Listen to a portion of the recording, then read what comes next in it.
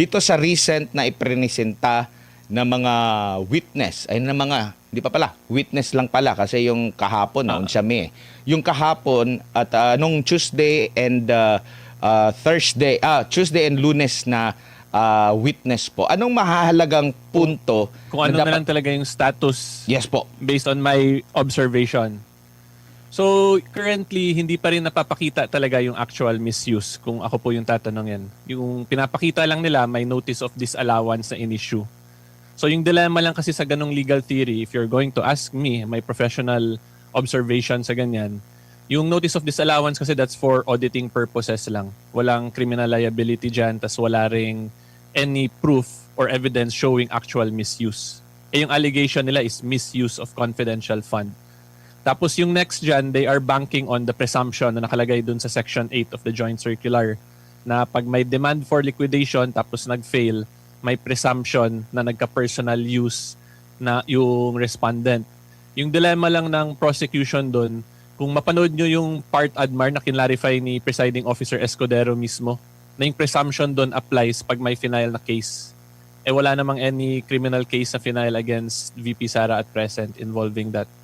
So, if we follow the jurisprudence that was cited in the joint circular, walang presumption talaga na nag-a-apply ngayon.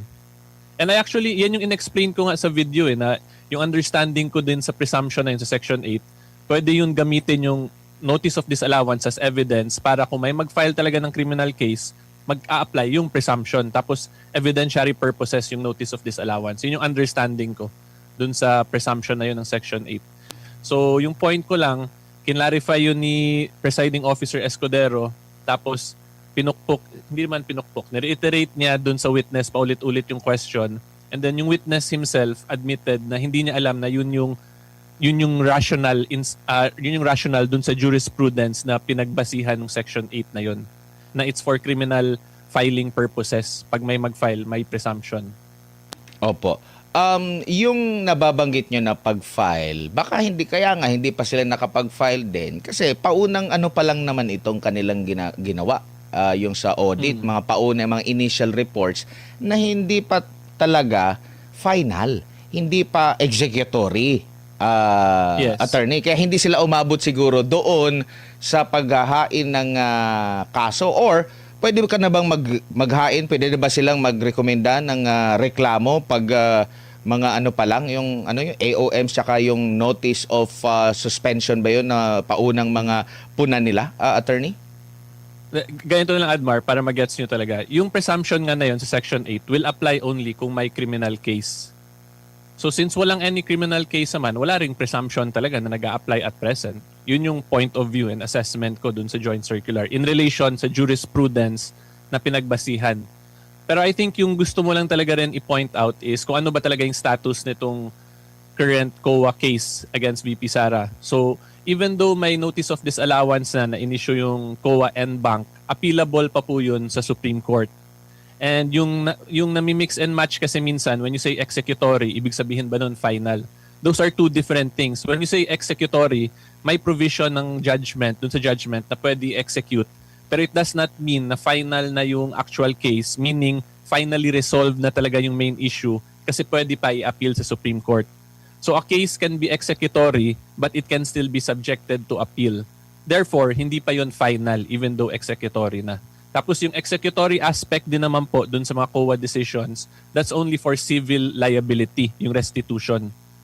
And there are also Supreme Court decided cases na pag i-appeal yan sa Supreme Court, tas mapakitang may good faith yung respondents although hindi nasunod yung auditing standard, wala ring actual restitution na mangyayari pag may good faith defense yung respondent. Opo. Attorney, ito na lang. Kailan ba maghahain ng kaso si COA kapag may mali silang nakita? Hanggang saang level dun? Recommendatory sila actually. Mhm. So yung mag-file dapat niyan, DOJ, Ombudsman. Opo. Yun. So, kumbaga, Yung COA is mainly for auditing purposes. pero sa tingin nyo po, ang usual ba ay tinatapos mo na lahat ng proseso hanggang doon sa notice. Ang sinasabi kasi nila, pag notice of disallowance, yun na yung ano nila. Pag umabot na ba sa ganon, automatic Hello everybody, happy holidays, new year, new goals. And this time, magiging smart na ako sa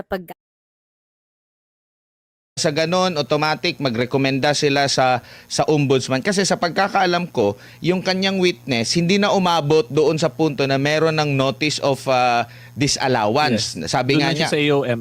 Tama. Yes, attorney. Yes.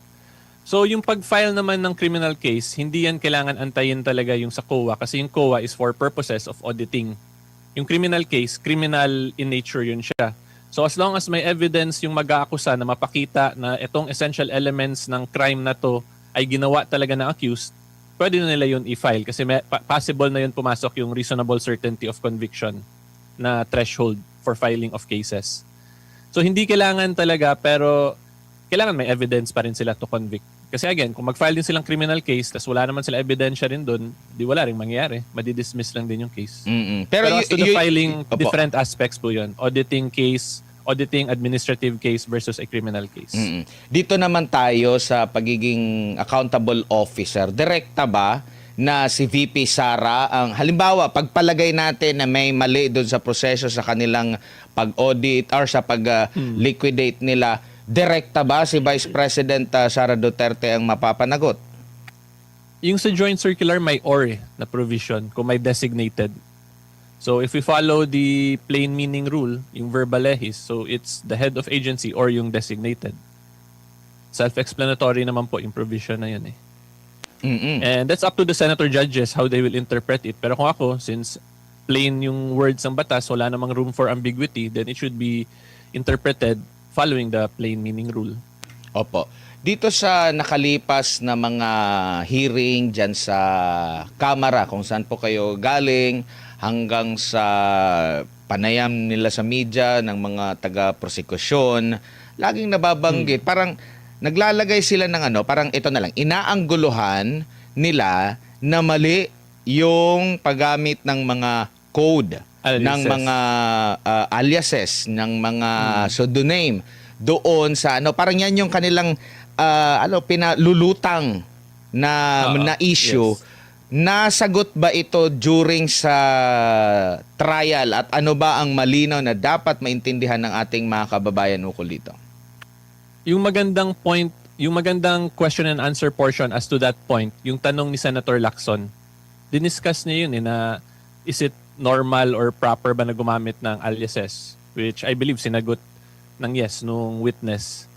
Tapos may mention pa si Senator Lacson doon na usually ida-divulge lang yung confidential information once declassified na yung operation or yung confidentiality aspect.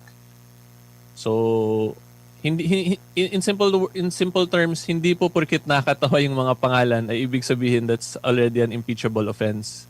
Kasi meron pa rin pong confidentiality rules, di ba? And yung maganda nga po, mas maganda kung panoorin nila yung kay Senator Lacson talaga na question and answer.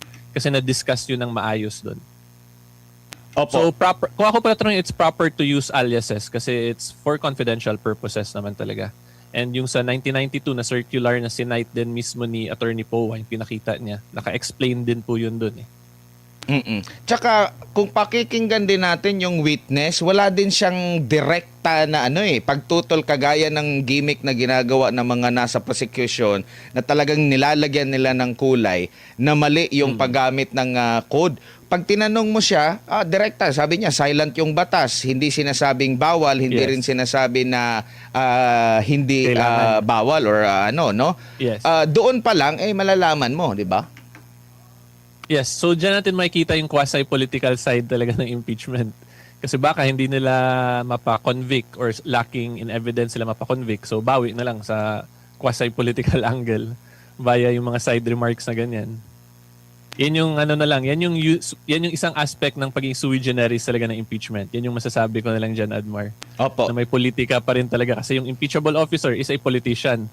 So kung hindi mo mapa-convict, edi try natin siguro yung i-try na lang nila apektahan yung political capital ni VP Sara via those side remarks. Sabi Yun nga yung nila, possible scenario dyan. dalawa daw ang korte dito impeachment court at court of public opinion Yan yung reality sa impeachment, lalo na dito kasi politician nga. Tapos politicians din yung prosecutors, politicians din yung judges.